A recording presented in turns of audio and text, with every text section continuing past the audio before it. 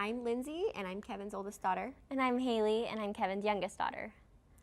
Most people know my dad for his business success and his work in charitable organizations, but he really does so much more behind the scenes that the public and media don't see or know about.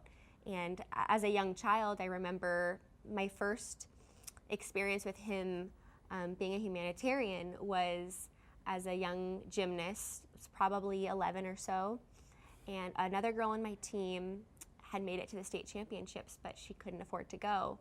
And I remember at the very last minute, my dad made it possible for her to go.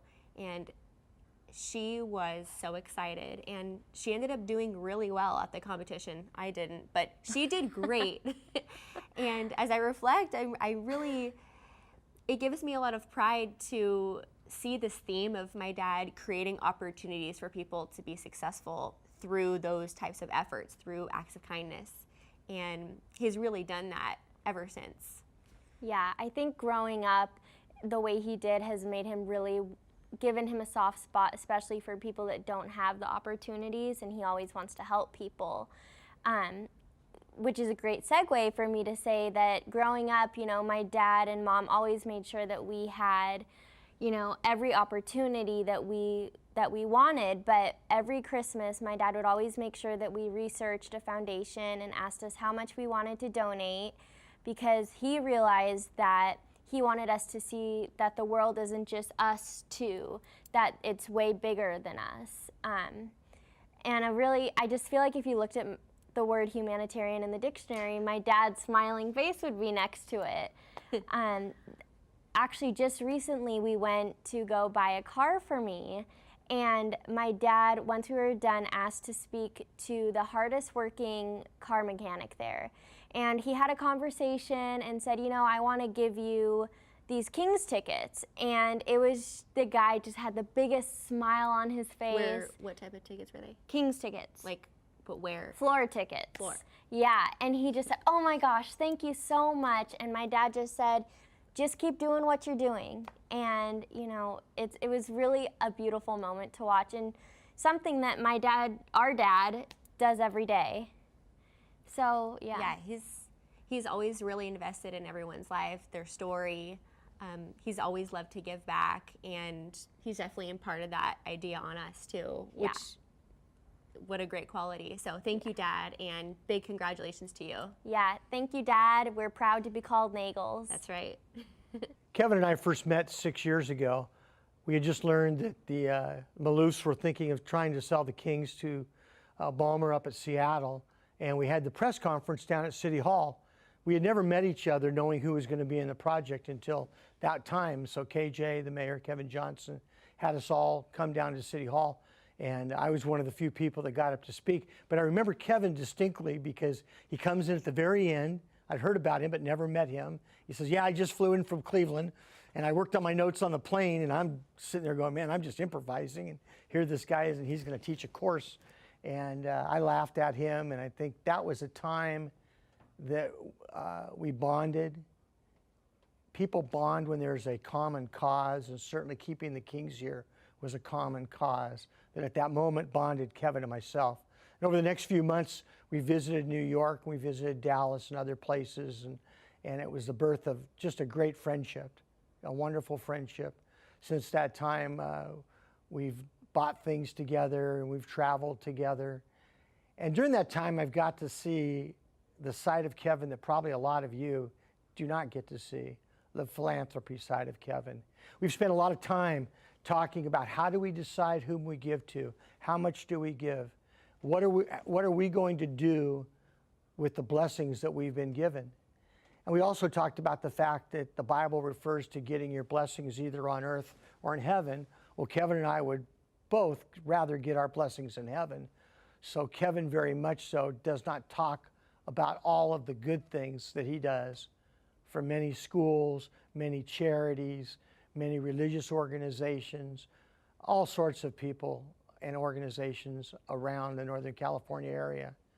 And Kevin, to me, is your true definition of a humanitarian, because it's not what he can get from the community, it's what he can give to the community. And I know that is really a mantra that he lives his life by, and I respect him a lot.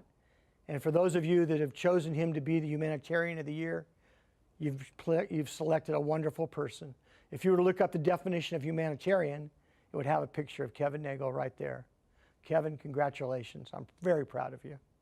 I think it's great that Kevin is being honored Humanitarian of the Year because he deserves it, for one, because of all the wonderful things that he does from his heart and his soul.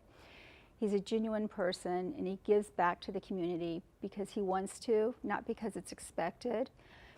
In addition, Kevin is a great facilitator, communicator, and he is always driven to achieve positive results in every situation, regardless of the complexity. Kevin always thinks out of the box. He's never one-sided.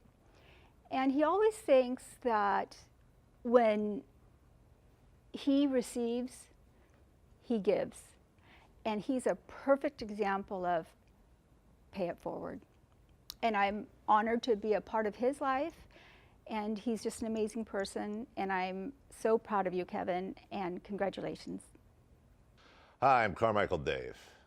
I met Kevin, about 6 years ago. I was a little beat up, sweaty, and out of place in New York City, where myself and a couple friends had taken a big purple RV out there to meet the mayor, Kevin, and many of our local leaders as we were fighting, they were fighting, I should say, to save the Kings. One of my dear friends, and Kevin's as well, who's here tonight, Phil Oates, had been talking to me throughout the trip and was one of our RV sponsors. We were at a restaurant after the Board of Governors meeting that evening, and I'd never been to New York. The lights were huge. I was tired. I was a little out of it, and we didn't have enough money to get home. We raised enough money to get out there, but we didn't have enough money to get home. And Phil knew that. He introduced me to Kevin, and we shook hands. And I would say about 5 seconds in, I'm thinking the whole time, oh gosh, I know Kevin could be a sponsor. I don't know how to ask him. He's big and powerful, and I don't know if, I got a little nervous. Well, Phil being Phil just says, hey, Kevin, you got your checkbook on you? Dave, how much do you need? And I said, oh, well, we're looking to raise X, Y, Z to get home, but, we'll take whatever. He says, hey, could you give him this, that, whatever? Kevin says, yeah, reaches into his checkbook. He writes a check for the amount we needed to get back home, but he added about $200 to that amount. And I said, Mr. Nagle, which is what I called him at the time. I've called him many other things since then, but Mr. Nagle is what I said at the time. I said, this is too much. And he said, no, it's not. Just promise me you'll get to a hotel and take a shower and wash your clothes at some point. And that's the kind of guy he is.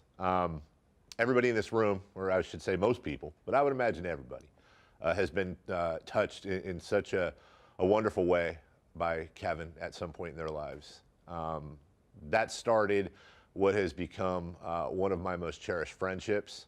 I look at Kevin, it's kind of in between generationally. He's much, much, much, much older than I am, but he is kind of like an older brother because he is young at heart. As a person, as a human being, I take cues from him in the community. Stay humble, keep your ears open. You have 2 ears, 2 eyes, and 1 mouth, he'll tell me sometimes. And that means you look and you listen more than you talk.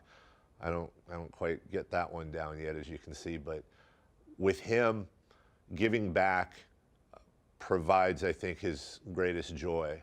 Not because of the credit, not because of the admiration, but because he knows he can, and because he came from nothing. And he is truly a self-made person.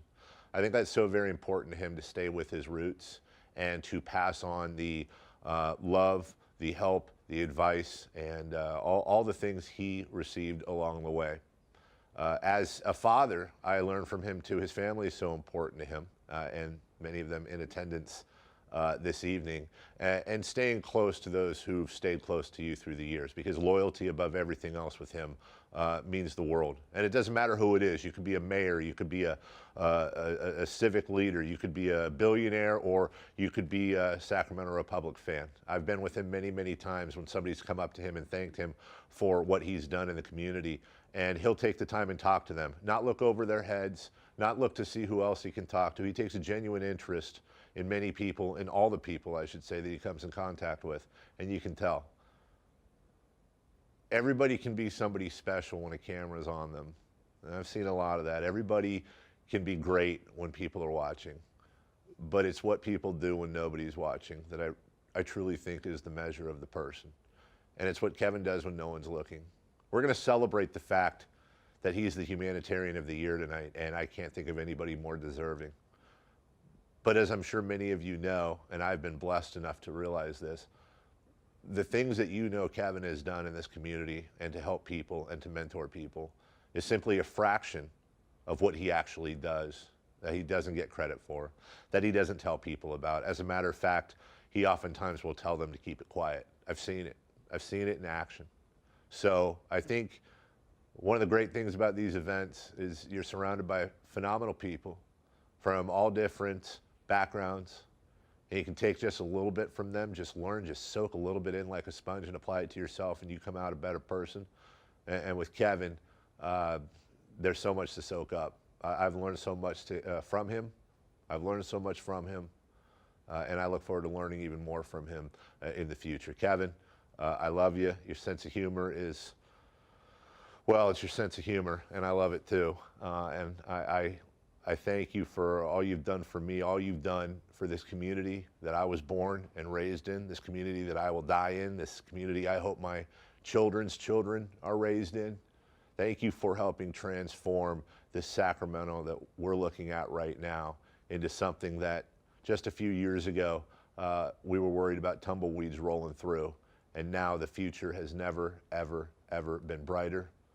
You're a huge part of that. In fact, I would say you're the biggest part of that, and that thanks comes not only from the bottom of my heart, but from my two kids that you're always hammering me for, that I'm always cooking for them and taking them to games and being beat down by my wife because I got to clean the house and all that. Well, those kids know who you are, and those kids appreciate it too, just like a lot of kids and a lot of people around this community do. So congratulations, and here's to many more. Look forward to it, brother. I love you.